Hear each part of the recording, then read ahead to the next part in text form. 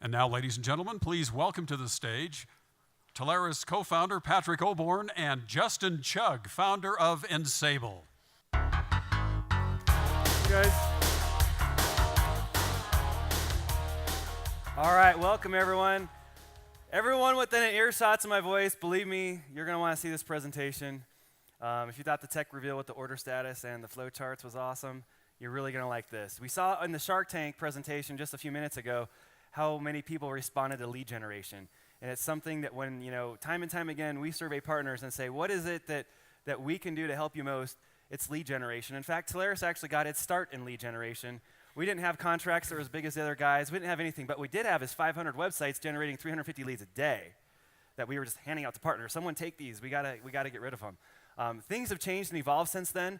And really, instead of creating websites that go out and attract people to you, now it's more of a hunt, because like we learned with that SD-WAN video, a lot of times we're selling to customers that don't really understand what it is we're selling, or they don't understand the technology, and so it's an educational sale. And so we have to really go out and target and find people that need what we're selling. There's also geographic considerations that go into lead generation now, where we can actually go where fiber is being installed in a location and then make contact with people to let them know there's a geographic specific event. And so what we're going to do in the next hour, it's a half hour for this first session, half hour for the next, and we'll have a Q&A in the middle. So we're just really going to, we got probably an hour and a half of content, and we're trying to squeeze it down into 45 minutes for you. We want to go as fast as you're able to take it, as fast as the fire hose is able to soak you down, and hopefully you retain enough of this water. If we're going too fast, we welcome you to raise your hand, ask us questions, make us drill down. It's more of an interactive thing, so don't think that you're going to sit here and have us entertain you for 45 minutes, because we're not really very entertaining. He's pretty good looking, though.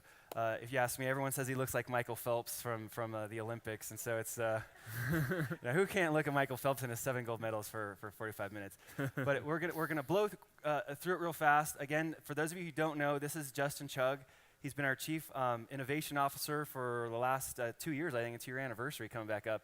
Yep. What you don't know is 2 years before that, he worked for us for 10 years. So he's actually been with us since literally he was 14 years old, since he came over and started to intern in my home office in California. And so we moved to Utah together, done a lot together. This is a very talented young man. He has a very keen eye for data and trends and how things work, and was exceptional, helpful for me in SEO, because I could go and see the things that Google wanted in websites and pull that out. He's done really the same thing in social media, and so you'll probably see his picture on LinkedIn. He's kind of a LinkedIn god. I mean, for those of you who don't know, LinkedIn caps you out at 30,000 connections. How do we know? Because he's hit the limit. So we see it time and time again. What we're in the process of doing is creating a company. We're really going to get into that more in the second hour of the presentation, called Ensable, which is a joint venture between Justin personally and Telarus as a company, where we're setting him up on a platform to become his own lead generation and demand generation company for the Telarus partner community. So he's focused on that. We're putting dollars and resources into it, and that's really going to be his full time. And you'll see his company grow. Right now, you'll say, I remember when Ensable was one guy, and then it'll be 20 people, 30, 40 people. So it's something that we believe very strongly, and again, just given our heritage of lead generation and just seeing our partners' eyes light up when leads land in their box. And many of you have marketing budgets, and over the course of years, many people have asked me, I've got a budget, what's the best way to spend it? And so we're going to show you some tools that we have jointly worked on here together. Some of them are free, some of them are paid for. We're going to get into the later part of the presentation on some of the pricing plans and everything else. But first, what we want to do is really start into some basics about LinkedIn. For those of you who know, LinkedIn has really been a passion of ours, is a passion of ours. We're heavy LinkedIn users. And there are a lot of advanced features that you can learn today. So get out pen and paper, take careful notes. There's going to be some URLs on here. I'm pretty sure we'll probably make a copy of this presentation available for you guys afterwards. So with that, let's go ahead and get started. Well, thank you, Patrick. A lot has changed since I was riding my bike to your house when I was 14. Well, at first it was this bike, and then it was this like 1967 truck with no muffler. Yeah? My neighbors love that one, just saying. The late nights definitely You always know when Justin's coming, man. That was like a jet engine. So Justin, LinkedIn is a tremendous platform. Talk to us real fast a little bit about what you need to do in terms of kind of putting some forethought into who you're going to be talking to and what your message is going to be to those folks and how they need to approach that. Sure. Well, a lot has changed over the years. A lot of you have probably realized that a lot of people have stopped answering your emails. They've stopped picking up your calls, and it almost seems like everybody isn't even using their email. And so what we're going to do is we're going to go through a few steps. We're going to keep this high level, so it's just like a high-level strategy. But if you want to take something offline, I'd be happy to strategize with you. But basically what we want to do is we want to create a framework for you where you can take that low close ratio and get a 90% appointment ratio. And so you're not going to believe me right now, but you will by the end of today's presentation. All right? So really what we want to do is we want to focus, because what's happening is there's an overload of content. Our appetite for content has stayed the same, yet the amount of content that's being created has actually increased exponentially, right? And so essentially what that translates to is people become more picky about what kind of content they're interested in reading and consuming. And so if you're sending an email and information, that's part of that content stream, and unless that has a high level of expertise and focus, they're not going to actually pay attention to it. And that's what's happening right now. People are getting more and more picky about what they consume in terms of content, and your content isn't just at the level that they're interested in.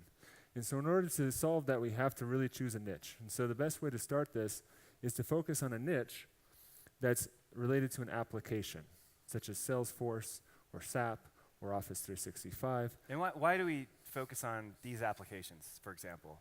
Because a lot of the products and services that we're selling enhance the end user's experience with that.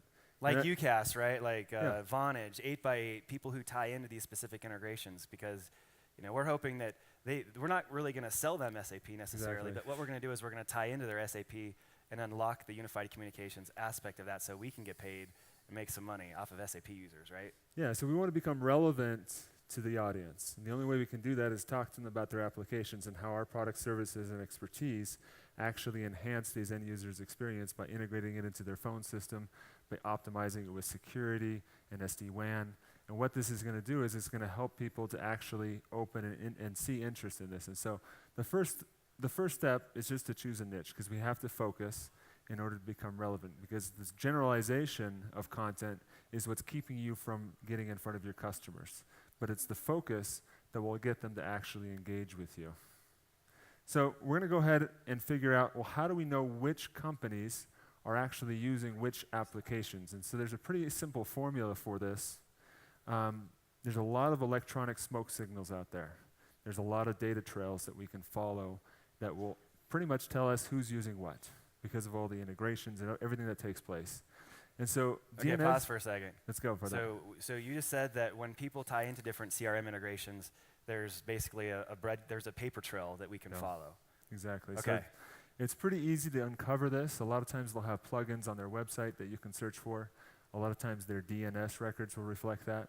So in this example, we're using Google to tell us which companies are Salesforce users. Okay, so DNS records, for the less technical folks, when you register a domain name, the records of the technical aspects of the domain name are registered in a domain registrar. And then when you go in and put specific things in there, I think in your example here you have SPF. That's a record you put into your domain name to basically authenticate with an outside source, right? Absolutely. Okay. And so a lot of DNS websites have already archived all of the websites across the world, their DNS records. And so if you tell Google to search these specific sites by using site : and then any DNS archive, and then in parentheses next to it the type of data that you're looking for, in this case we're looking for Salesforce customers, you'll instantly see a list of all of the companies that are integrated with Salesforce. And so this is how we're going to start segmenting our audience, because we want to create content related to Salesforce so that it resonates with the audience. Do you have like a cheat sheet of different search criteria for the different CRM platforms? Or is this kind of a standard that they can use? This isn't a standard. You'll have to look it up, but I think that would definitely be a good piece of content we could put together after the show. Okay, so in this particular example, this is what people need to put in their domain record to integrate with Salesforce, and their email exchange is spf.salesforce.com. So really you're looking for companies that have done this authentication, which means they're probably using Salesforce. Yeah. So you're kind of sneaking a peek under the hood, so to speak, and seeing what they're up to. Absolutely. Okay. And we can always talk about other ways to do this. As far as the next step is we're going to have to figure out who works at these companies. And so what we're going to do is Now, which companies are you referring to? Like Salesforce? the companies that are using Salesforce, that's right. Okay. And that's why we're talking about LinkedIn today. So LinkedIn is the best platform, not only because it's accurate, but because it allows you to segment data. And segmenting data is what allows us to create relevant content. And so now we know which companies are using Salesforce, but now we need to figure out who the contacts are. So we're actually going to go into the advanced search tool within LinkedIn. And so Microsoft, unfortunately, hid it from us, but if you click on the search box, it'll bring a drop down. Yeah, they used to have a little advanced icon next to the search area, and they kind of blew that away, right? Made it a little harder. But the advanced search, can't stress this enough. Advanced search is the tool for you guys to use, all right? So that's, make sure you know where that advanced button is. Search for people with filters, it's called, instead of advanced search. It's 2 levels deep. So this is the first level. And then the second level is there's a section on the right-hand side of the screen that says keywords. When you click on that, you'll see all the open fields where you can actually put in data and be able to execute different criteria, the searches. first level connections, second level connections, zip codes. Exactly. Gotcha. Now, because we're dealing with a lot of different companies here, we want to keep the data clean and easy to use. And so what we're going to do is we're going to separate all of the companies that we're prospecting to with the capital OR and put the company names in parentheses. Oregon, I don't know, yeah. Yeah, Oregon. That's right. So what this does is it allows you to search for all of the companies. Keeps things liberal. That's right. Keeps it loose. Keeps it loose. So this just makes everything easier. You don't want to have to search for 100 different companies and then have to go back through and search for all the different contacts. What this does is it gives everything in a one clean search. So it's called a Boolean search, I believe. I like it. That's right. So another thing that's changed is who we need to prospect to. Typically, we go after the decision maker directly, and oftentimes we get shot down. What we need to do is we need to create a referral, but not any type of referral. We need an internal referral. So typically, we can ask our first-degree connections to introduce us, but the most powerful referrals are individuals that come from within the companies. Because what happens is it creates a social obligation to the decision maker to actually respond to you. Because if you reach out directly to the decision maker, they can blow it off. But if one of their internal employees actually introduces you to them, they have that obligation to actually follow through with it. So we call these intermediaries soft targets. I call them wingmen. That's right. My line of work, anyway. But gotta have a friend on the inside, right? That's right. So you want to use these folks to your advantage. So they're soft targets because they can get you in front of the right person without having to get rejected, and it uses that social obligation to actually get you there. But the soft targets just can't be anyone. We really need to focus on commonalities. So imagine for a moment you met somebody here at the summit, and you happened to be from the same city, and you created a bond, and it was kind of cool to meet somebody from the same city or state as you here in Park City. But if you had that same conversation with somebody in your city back at home, there wouldn't be any bond or relationship building there. It's the uniqueness of the commonality that creates the relationship. And so we're looking for commonalities here that will allow you to accomplish that. So next up, we're going to take this advice, and we're going to plug in my first name just as an example. We can see all of the Salesforce companies that have contacts with the same first name. This is something that you would be able to employ to help create those soft targets for you. So just pausing real fast. Everything that's in the company, Integrated Medical Partners, Oregon, cyber attack, whatever, that came from our first Google search, right? So we just copied the names of those companies from that Google result list, and now we've kind of written that out into the company. So we're kind of building one stage at a time as we go into our research. Okay. So we're layering on the filters because, again, we want to segment and we want to create these soft targets. Now, because we're specializing in a specific application, this creates a great opportunity for us. A lot of us work with referral partners, but a lot of times it's hard to get business out of these referral partners. But this type of relationship is really the ultimate referral relationship. For the first time, you'll be able to have an advantage where they need you more than you need them, because you're optimizing the end user's experience with these applications through the products and services that you're selling. So you're saying that by connecting yourself to sales reps at Salesforce and then selling them a Vonage that ties in with their Salesforce. Exactly. You're making Salesforce stickier, so Yep. they, okay, Absolutely. So good. by partnering with Salesforce reps, you All of a create- sudden, L'Oreal Horateshek is going to get like 50 connection requests like right now, so that's going to be awesome. let's do it. But yeah, connecting with these folks will So be very SAP powerful. reps, Oracle reps, okay. Because also what happens is all of their first-degree connections show up as your second-degree connections. Which are probably their customers Probably. in a lot of cases. They are salespeople.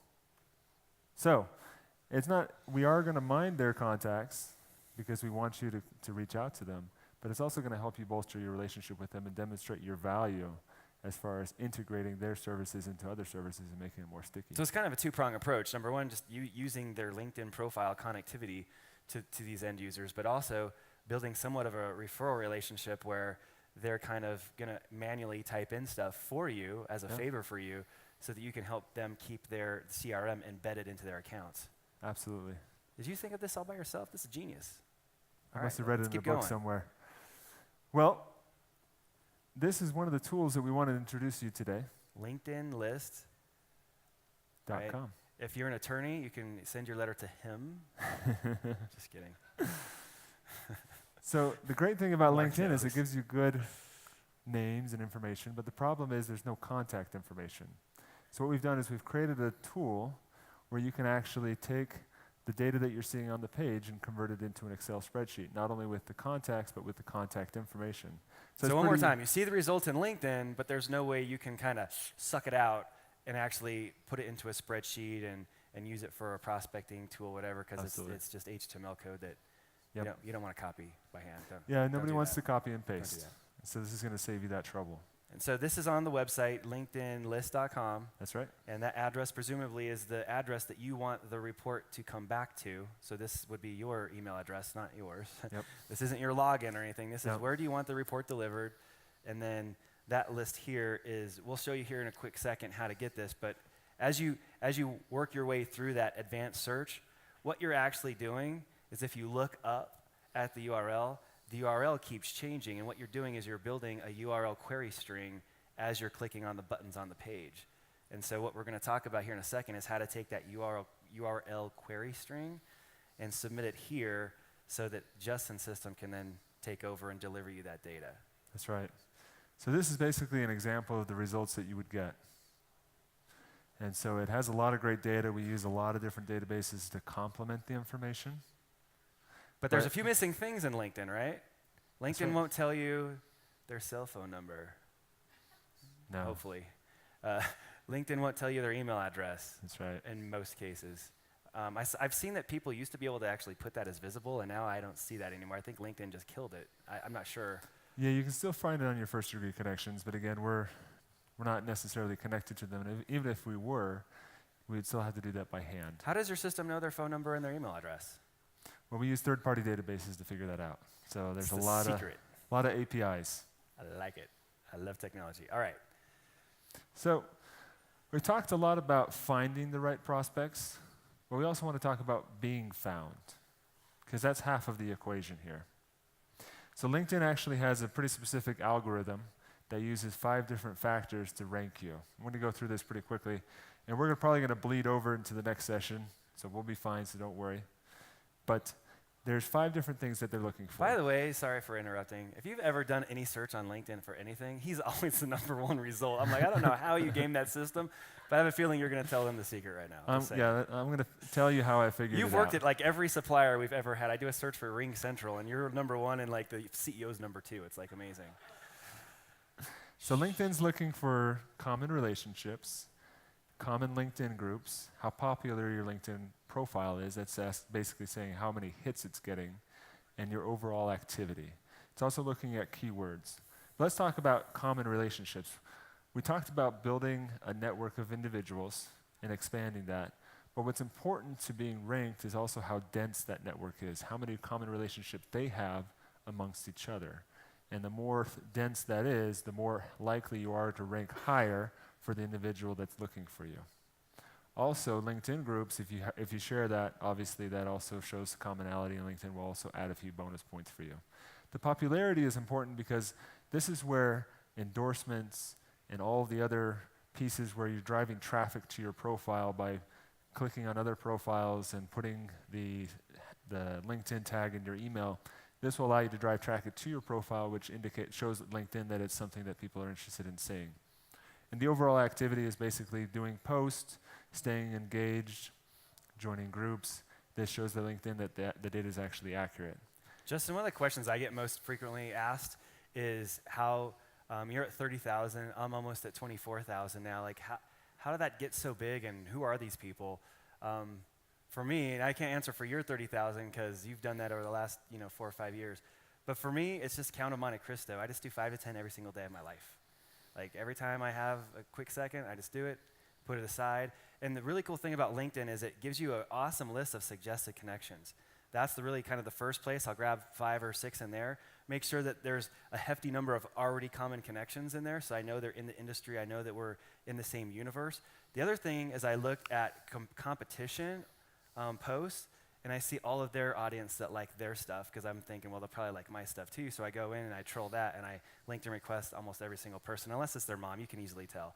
But if it's somebody who's in the business, not the real estate agent or whatever, but it's someone in the business, all of those people suck onto their posts. And so if you're looking for, to get bank leads, for example, in financial, you might find a bank that posted something about their new interest rates, and you'll see all the people that liked it. It'll probably be employees at the bank, people who do business with the bank. It'll be people in the bank's universe. Yeah. And so you start linking in with them, then they're going to start seeing your stuff about all the great things you've done for these other banks.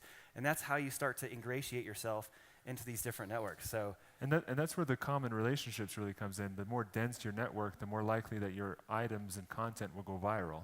So if we're putting content out about Salesforce to an audience that likes Salesforce, who happen to also know each other from the same vertical, let's say, the more chances that everybody else is going to see it, and it's going to be more common, and it's going to go much more viral. But the secret really is, there really is no shortcut, unfortunately. It's just Yeah. a little bit every day. LinkedIn, if you go and try to LinkedIn connect to 30,000 people, you're going to not be able to log into your account. So Yeah. you're going to just kind gotta of stay be consistent. escorted. Security!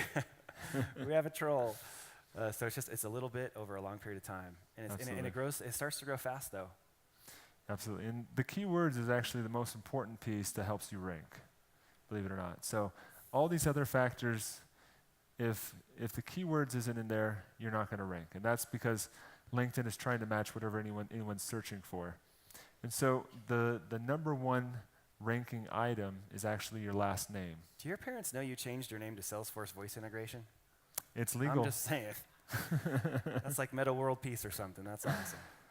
But if you place whatever keywords you think you're going to be searched for in your last name, you will outrank anyone based off of any of the other factors that we talked about. But so that far. feels funny, though. It's like messing with like our Well, heritage. we got a and comma stuff. in there, so we're all right. Okay.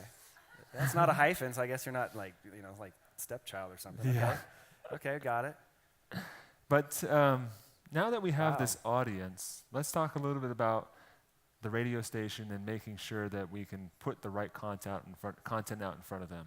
Because a lot of times we'll message something along the lines of SD-WAN for IT managers and how it works and how it saves you money. But again, it's too generalized. It needs to be much more specific. And it sounds a lot like a commercial. Yeah. People don't want to see a commercial on your Facebook post. Yeah. If you have SD-WAN related items, it better be something that I helped this person with the SD-WAN. Look how awesome their network is running now. Instead of SD-WAN is a great thing for MPLS customers. You call me for a quote. That's already in the paid ads. They don't need more paid ads. Like your profile needs to be super custom. Tell us how to do that. And we can't lead with SD-WAN. We have to really focus on the two things that matter most to our customers. And that's their competition. They want to know about what they're doing, what's working, what's going on. Yep. And they want to know about their customers. So if you can find a way to integrate your message into these two topics, you will automatically get a ticket in the door with them. So it's their competition and their customers are two things that needs to be on their mind. Absolutely. Okay. So here's an example of something that you could put out there. It would be how Global Corp use SD-WAN to transform customer support. So hopefully Global Corp is the competitor of the individuals that we're targeting. And we're talking about customer support. We're providing an example of how this actually changes their business model. And so these are the types of titles and content that we want to create. So next up, what's going to happen is over time, you're going to start creating blogs and posts and lots of great data. And this is going to become a great asset for you. The greatest assets are the ones that make money for you when you're sleeping. And so this is basically a free employee that's going to be working for you and telling your story and getting people to actually read what you're doing because it's relevant to them. So what's going to happen over time, like I said, you're going to have this great library of information. But there's even more that you can do with this. So if you take this and throw it into a Word doc, and then what you're going to do is you're going to take that Word doc and send it over to Amazon Publishing. So what exactly is going in the Word doc? Be specific. So we're actually going to put all of the blogs and put them in as chapters. The blogs that we write. That's right. Okay. You're all writers now. You got that? So all this And if content you need that we're content, creating, look on my LinkedIn stream. I have a ton of blogs, which could be idea factories for you, where you can take one of those ideas and run with it and individualize it. so you would take common blogs that are popular, put it in the Word doc, upload it to Amazon Publishing, and you instantly have a book. But before you hit the publish button, what you're going to do is you're going to add a little bit more content to this.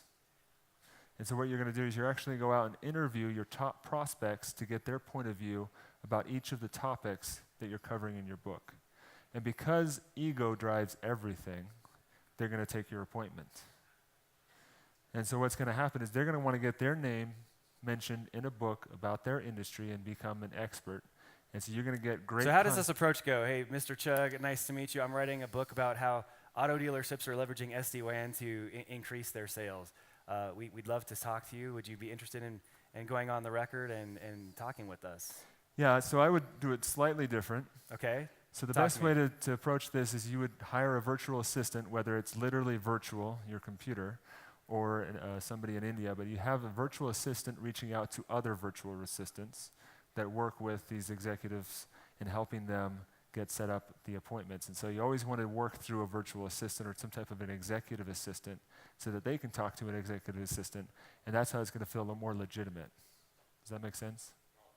Okay, so when you send out the emails, they don't come from you, they come from your executive assistant, even if it's a virtual assistant. So you set up another inbox on your POP3 account Yeah. called Secretariat or Yeah, whatever. secretary name. And you would basically send the emails from them to the other executive assistants. And this is where that connection comes, and you'll get a much better appointment ratio using that methodology. It'll feel much more official, and you'll get a much better appointment ratio that way.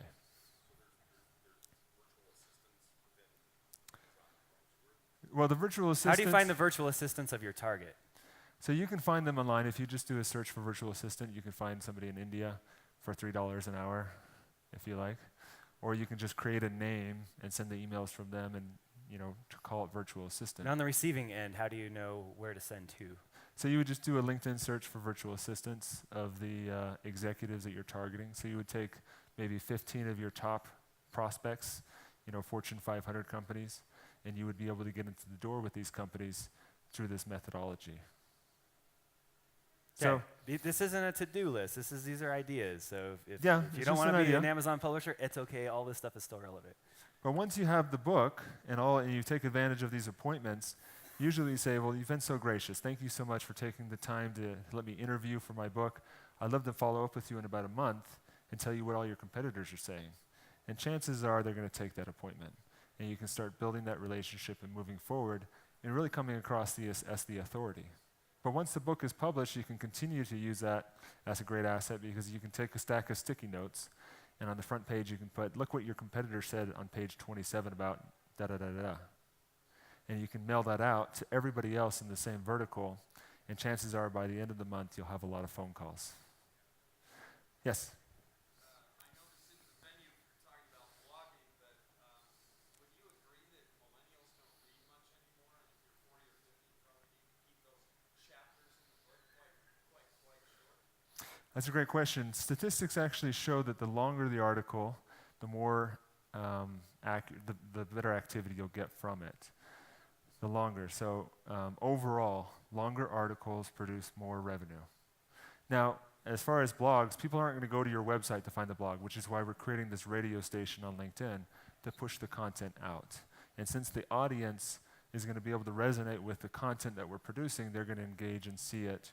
But a lot of times we're going to have to push the content to them, whether it's inviting them to the interview and sharing our insights with them, or sending the book to them directly and inviting them to read it and have them to get to know us a little bit better. Awesome. So more on that later. What we're going to do now is jump to part 2 of our presentation, which now we're actually going to show you more websites and how to drill down on these tools, and then also what kind of results to expect and the different campaigns that you can now put into your marketing, the arrows you can put into your quiver. So This is the exciting part. That was like basically intro stuff. Like, okay, just anyway, I'm excited. So we talked about the LinkedIn list, right? So that was kind of a preview to what we're going to talk about today. That's one of the tools and resources that we've put together for you as Telarus partners to make your life just a little bit easier. And that's really the purpose of Ensable, is we just want to make it a little bit easier to acquire new customers. So let's talk a little bit about the 2 different pieces of data and advantages that we provide for you. So essentially what we're looking at is we're going to provide you with leads, which is actionable intelligence. We'll explain what that means in a little bit. And prospecting list and data. So LinkedIn list is one of the examples. We talked about that already. We have addresslistreport.com. And what this does is it allows you to pull an accurate tenant list. We'll talk about that in a second. Upsellreport.com, this is really a sales preparation document. It's going to provide you what we call firmographics. And it's going to give you all the information you need to go into a sales meeting and be prepared. So Fiber Addresses is actually the only near-net, multi-site, multi-location research tool. And we'll explain what that means here in a second. That's a lot of sites, Justin. It is. But each of them has its own unique purpose, and so we're going to go into those here in detail so that you can know specifically what to use each site for. Again, they're all vastly different with different intents and purposes. So Absolutely. let's start off with LinkedIn lists, trademark, TM, send him, just kidding. So again, you just copy the URL, and you'll be able to paste that into the public web page. So this is really after they've used the advanced search. Yep. They've done everything, and then it built that URL query string across the top. So they Absolutely. just clicked in, select all, copy. Absolutely. Got it. Now the address list report is also pretty simple. They all have the same interface. So wait, now we're on to the second one, right? That's right. So that first one went into linkedinlist.com. That's the URL query string site. So put that on the shelf now. Second item on the shelf, Address list report. Now, why would someone want an address list? First off, just give us the methodology.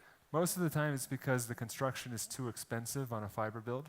So now we're talking about geographically based opportunities to the actual exact building. So this is like your super sniper marketing list, okay? Absolutely. So a lot of times we lose deals because we just don't have enough people on board. And there's passings, there's a lot of missed opportunities. We'd love to reach out to the other tenants. The problem is we go to Google, we go to a lot of different tenant sites, and half of the tenant lists are inaccurate. And even the ones that are accurate, it takes a long time to pull the data on the actual contacts, and it's really just not worth our time to have to go through this research process.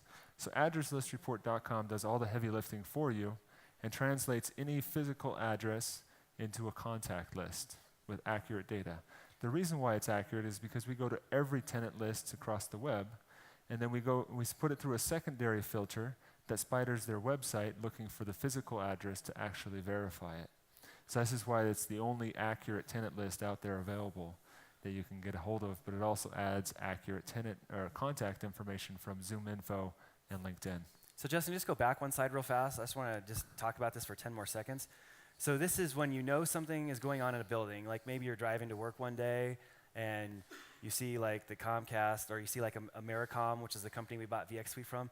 Those guys are a construction company. They got the big ditch witches and they're putting in the fiber, and we're going, or there's a new steel going up for a new building, and you figure out what that address is, you look it up, and you're like, man, there's going to be people in that building, well, the one under construction, not quite yet, but there's going to be people going, or here's another example. You just sold fiber to somebody who is at 45 West Seagley Drive in Suite 220. You want to sell it to everyone in the Suite 100, Suite 200s, 300s, 400s, 500s, right? And now you put this address in there, and it's going to give you a list of all the other companies that are in that same building you just sold to. and hopefully you get to it before the direct side does, because now you know you already made a sale. That sale's not even in the Comcast system yet. The Comcast direct reps don't see it yet. You plug this in, and you're already marketing to everybody else. You're way ahead of everybody. Absolutely. It's also a great tool for networking with direct reps at fiber providers. They typically have a 20% fallout on their deals because they just can't hit all the locations. And agents tend to be the best resource for them to bring that business to because they don't want to send it to their competition. And so a lot of times this tool can also be very complementary to that relationship and giving them accurate tenant list and to kind of build that relationship. All right, time with out. trust. You said working with direct reps. It happens. It really All right, does. so that means you take a direct rep out to lunch and say, look, here's what I can do for you. When you make a sale into a building, I can generate a list of everybody else, and we can go and market to that list together, or I can give it to you, and you can go, hey, Harry, how you doing? How'd you know I'm Harry? I got some information. So you can feed these guys information in hopes of what, a channel integrated sale at that Either point? channel integrated or picking up the 20% they can't hit. So exchanging data for their off-net customer sites. Okay, got it. Yeah, so maybe they have 3 sites. They're at 2 of them. They have an orphan, Yep. and you can say, I not only can do the orphan, but I can do everybody else in that building. Yeah. Okay, great. So it's just a Wow. good networking tool. Definitely, there's a lot of opportunities with direct reps. Yes. Direct reps, is that assuming that the carrier or whoever that's in the building has a direct rep? Channel integration policy in place. If they have yes. channel integration, then that's great. You can get comped on everything. But if they don't have channel integration, you can get comped on the orphan sites that they can't cover. And So they send can those get to the you. other 2. So what you're going to want to do is talk to the suppliers here. One of the primary questions you want to ask is, tell me about your channel integration policy. Some of them will say, don't have one. It's direct or indirect or nothing. And some will say, all day, every day, as long as it's approved. CenturyLink will do it. There's a number of them. In fact, there's a few agents here running around Salt Lake. They never actually sell anything. They just network with direct reps, and the leads that he can't do, he gives to Maryland, and the ones Maryland can't do, gives to you, and then they recycle the leads, and they get tagged on every single joint sale that happens, and they're one of the top selling partners, and they've never actually spoken to an end user. They just broker information between the direct sides on the different companies So that have channel integration policies. InContact is another great one. They'll go do it with you. I'm trying to think. I know Vonage does on some of the bigger ones. A lot of the hosted players. Ring Central. Yeah, Ring does a good Central. job. But on the fiber side, this is an amazing piece of leverage that you can use to grow those relationships. Also, marketing to multi-site buildings where you already have a customer. You And have they an could be anchor future tenant. subs too, by the way. Anyway. But you can use anchor tenants as a referral partner to get into other tenants in the same building as well. Awesome.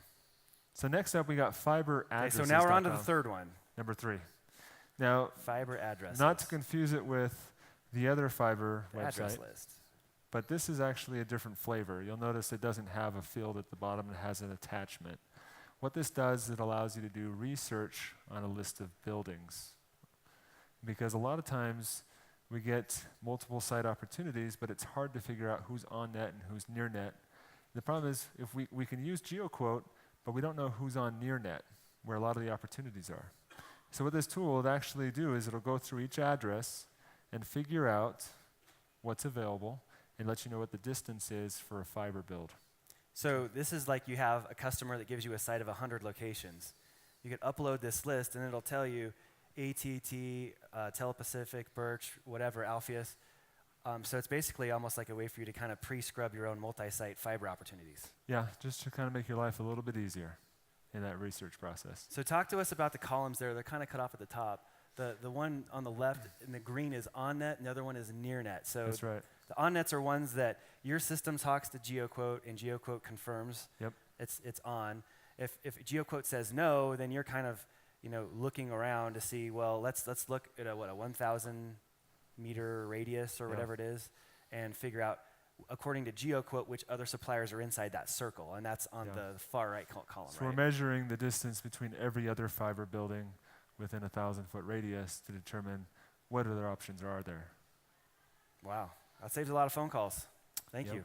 Yeah, a lot of times the suppliers don't know this, so definitely save you some time. And quite honestly, the Telarus back office folks don't have access. Well, I mean, we've never seen that tool either, so we're grateful to have that.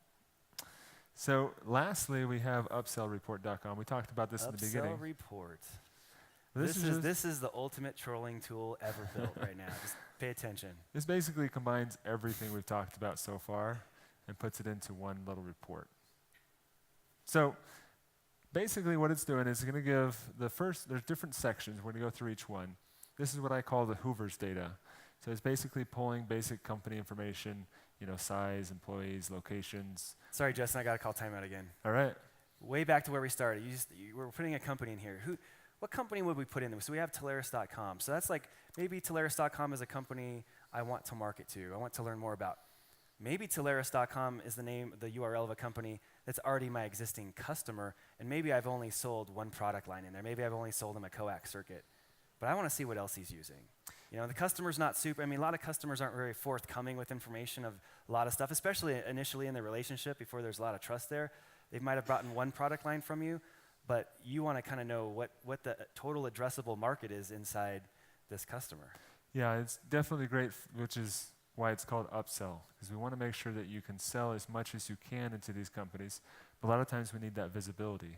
So this is that high-level overview, letting you know what kind of company it is and so forth. Hey, there's something interesting in this first field, and that's the location count.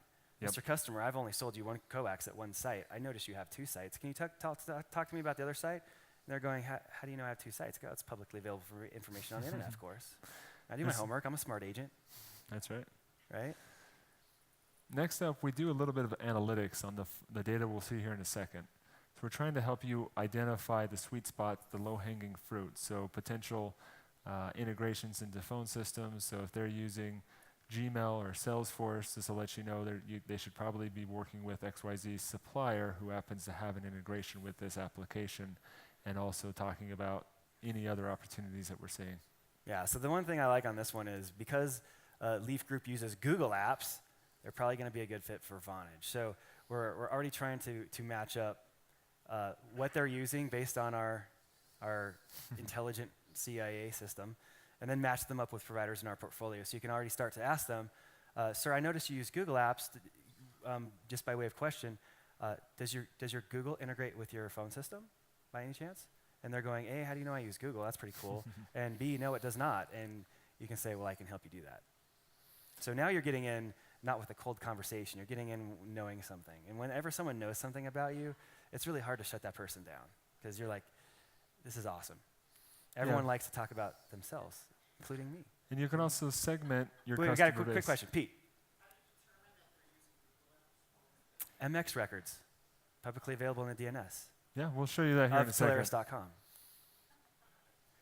You're just stealing Justin's thunder, man. You stick to the script, Pete. Stick No to worries. the script. So next up, we look at all of their addresses. So if they have 100 addresses, 500 addresses, one address, we're going to look at each one, and we're going to figure out what's on net and what's near net. We're going to let you know about a historical database of all of the natural disasters that have taken place here as well, so that you can have a business continuity discussion with them. Okay, so first it basically kind of merges those two things together, the fiber. So here's the two locations. In this one example, Birch and Time Warner Cable are on net at location 1, and Telepacific and Vocal IP are on net location 2. Yep. And I also like the little link to, hey, check this out at address list report. So you can actually sell to this customer and all of his neighbors in that building as well. So if you build fiber into the building with those near net opportunities, you can take that to address list report. And last question, earthquakes? Why would that be relevant to the customer? Explain. Well, any natural Any natural disaster, well, hurricane, tornado. Data is important, and if they lose that data because of a natural disaster, they're out of business. And so if we know what's happened there, we can bring that into the discussion. Say, I know that you've had a hurricane, you've had a tornado, and you've had an earthquake. We need to have a discussion. And for all my friends in California, the big one is coming. I've heard that my whole life. Howard, it's coming. It's going right through Beverly Hills, my friend.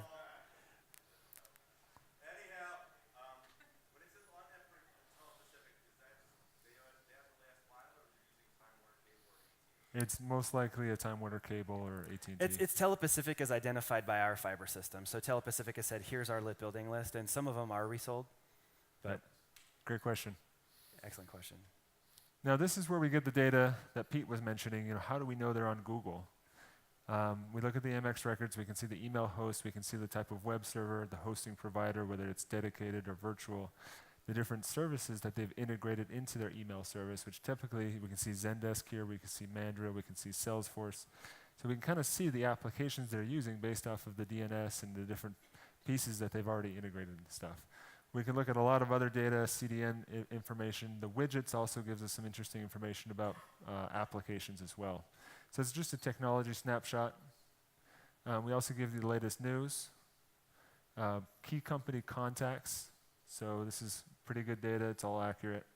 So for this list here, Justin, we take the domain name, figure out who the company is, figure out the locations, but then your system takes it a step further and taking the company name basically into LinkedIn and saying, show me all the C-level positions that work for this company, right? And that's kind of, or VP level. Yeah, VP, any executives at the company are going to show up in this list. The thing that's important to know about this part of the upsell report is to see where you're positioned, right?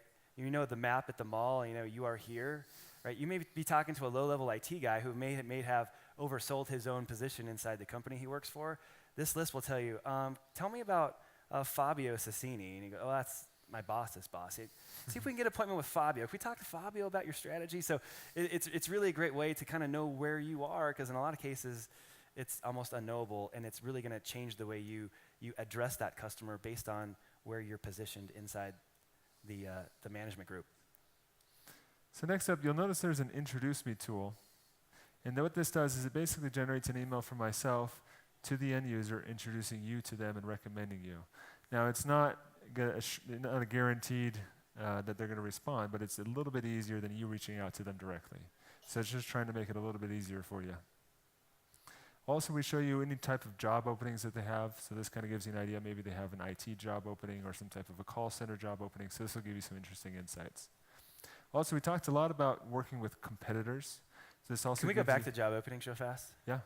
We've seen some tremendous interesting things that have happened on job openings, especially now that we're dealing with so many suppliers that have like managed IT service offerings, or we have maybe managed IT services allies that are feeding you leads in your network, and you see somebody has system administrator positions or phone system technician type of positions. That again is great information, because you can go, well, tell me about your phone system. How old is it? Why is it really worth paying a guy $5,000 a month to update your phone? Have you thought about cloud? And so now you're actually having conversations based upon just their current job openings, which is really a window into the kind of needs the company has and the pain points they're experiencing right now.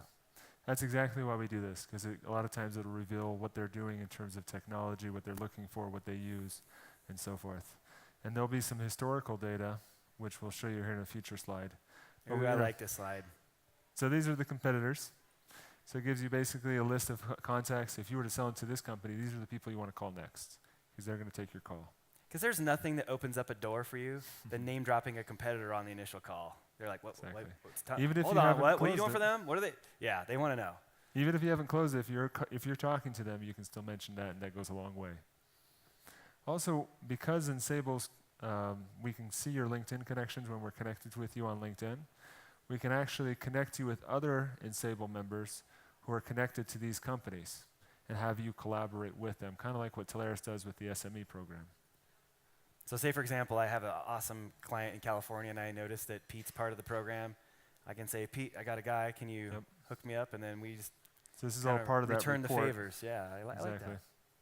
That's also, there's going to be an archive of all of the events that we've seen within this company, talking about jobs, management changes, expansions. So if there's any events that we've seen related to this company that would typically lead to a sell, we're going to keep that an archive of that and provide that for you here. Why would that be important for them to know what's going on at these companies? That's kind of a dumb question. But this is creating perspective, kind of like we talked about. We need to know, do they have a contact center? If they were hiring for contact center reps in the past, that gives us that indicator. If they're hiring an Avaya specialist, then we know that they're using an Avaya phone system. Significant growth, what would that mean? So that's when we look at statistics as far as job postings on different job posting sites and figure if there's a big hiccup, that they're either opening a new site or expanding, and that kind of gives us an indication. Expansion always leads to telecom opportunities. We know that, right? Always does. So these same events we can provide for you in real time. And so what we're going to do is we look at, if we connect with you on LinkedIn, we can see each other's connections. And if we can see each other's connections, I know which companies you're connected to. And because we're tracking these sales events where companies are moving, adding, changing, if any of these events happen within your LinkedIn network, we simply send you an email to let you know and give you a heads up, let you leverage that relationship and kind of move forward. So I think we're a little bit over time, so we'll pause there. Be happy to take any questions for you guys offline. I don't know if we have to get off the stage, but I told you it was fire hose, guys. I apologize in advance. yeah, sorry. There's a lot of stuff, and we look forward to continuing the conversation. But just in general, the more information you can glean, intelligence and information is everything in this business. Knowing who to talk to, when to talk to them, and where to talk to them about what location, it's huge. And Justin, just a kudos to you for all of the great work you've done as a Telarus employee. We wish you tremendous success in our new endeavor. Telarus has not really been a VC, so this is kind of new for us. We're very, very excited to help you get started and really put our support, our friendship, everything, and roll that into a business that's sole focus is helping you guys drive leads. Absolutely. Pete?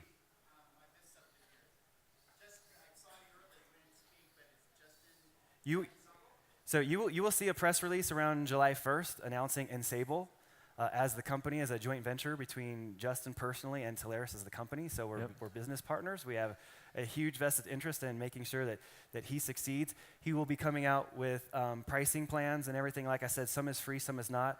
We went through those 4 sites. We'll have ways that you can go in and register, become a member, and activate your activation that will get you access to those websites. I believe, correct me if I'm wrong, that people will have access to each of those sites once for free, just to try out. Yeah, there's a free version for everything. So freemium, it's kind of a thing, right?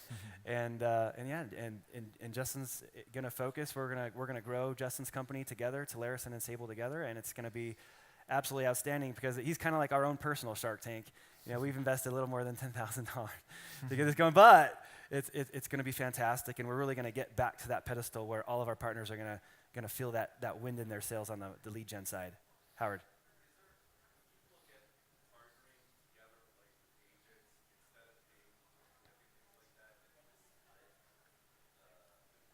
That's a great question. So the question was, for those of you who couldn't hear, is there like a contingency-based platform instead of a subscription-based? I believe the answer is yes to some of those. So if his system is going out, mining, sending out emails, and sending you a warm lead, then yes, that's contingency. If you just want to go in and do a list, then it's just a pay-for subscription thing, because it's a list and yeah, it's hard to do contingency on a list. If people just keep downloading lists and not closing anything, like the light bill doesn't get paid.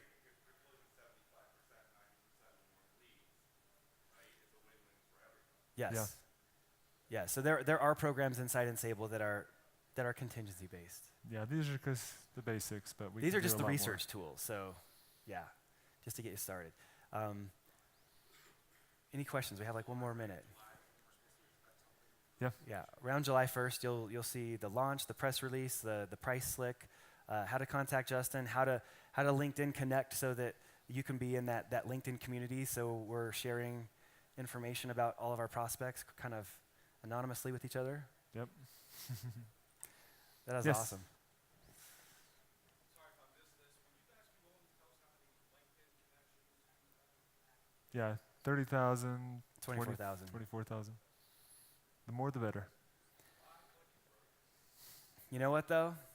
This is an asset that has tangible value in your business, and it's one that goes with you no matter where your career path may take you. Because that LinkedIn profile is yours, and believe me, it's one of the biggest, again, marketing assets that you could ever build. Ken. Correct. I'm going for C-level. And when you look at your LinkedIn connections, the thought that goes through my head, and you can talk about what you do here in a second, is this person a current good partner prospect, a good future partner prospect, a supplier prospect, or maybe an existing supplier prospect? So that's what goes through my mind. So through your mind, you might want to think, is this an existing customer? Could it be a customer? Or could it be someone who could introduce me to a customer? And it probably should fit into one of those buckets for you to reach out. So like for me personally, I reach out to thousands of direct reps. Why? Because they're the agents of the future. They're going to come in, or I'm going to refer them to you to be sub-agents. Like, I want these people seeing channel, because most of them don't even know what channel is. And so that's how we're getting out the message. Suppliers, hosted VoIP providers, we don't offer. We may offer them next year. I want to make sure that we've got some type of a relationship going when they come into the portfolio. And so, and I also want them to see that Telarus is big and massive. Why?